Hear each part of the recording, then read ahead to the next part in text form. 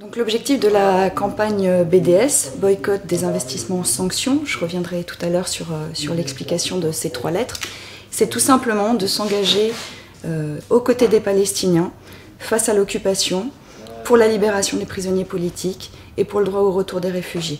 Et pour ça, on sait qu'au niveau international, on ne peut compter que sur nos propres forces pour arriver justement à faire reculer l'État d'Israël dans son entreprise de colonisation permanente. Ce qu'on a vu au moment de l'agression israélienne sur Gaza, c'est la capacité d'Israël d'agir en toute impunité, soutenue par les régimes arabes, soutenue par les grandes puissances occidentales, et arriver à tuer 1315 personnes sur la bande de Gaza dans des conditions complètement atroces. Cette campagne en 3 lettres, BDS, ce qu'elle signifie, c'est au niveau du boycott, le boycott de tous les produits en provenance d'Israël, mais également le boycott des institutions israéliennes, culturelles, sportives, diplomatiques ou autres.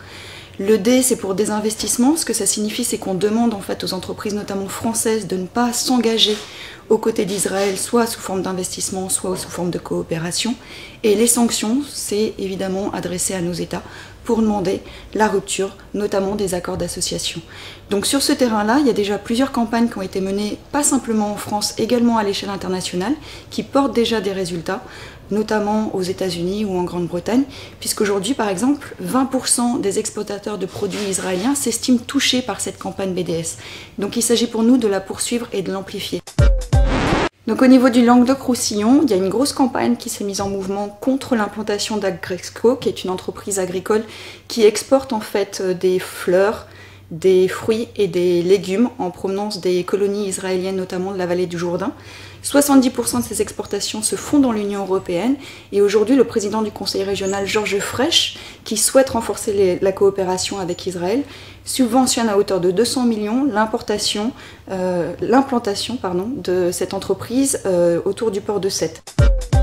Au niveau du désinvestissement, il y a des actions qui se mettent en place contre des entreprises comme Alstom et Veolia, qui aujourd'hui participe au projet de construction d'un tramway qui relierait Jérusalem aux colonies de Cisjordanie. Et enfin, sur le terrain des sanctions, évidemment, ce qu'on demande au niveau français et plus largement au niveau européen, c'est la rupture des accords d'association entre l'Union européenne et Israël. Donc cette campagne, elle a émergé en fait de 172 organisations palestiniennes depuis 2005. C'est vrai qu'en France, on a pris un peu de retard par rapport à ça, mais on a réussi à rebondir en fait sur les mobilisations qui ont eu lieu face à l'agression sur Gaza pour arriver aujourd'hui à essayer de structurer une campagne massive autour de cette campagne BDS.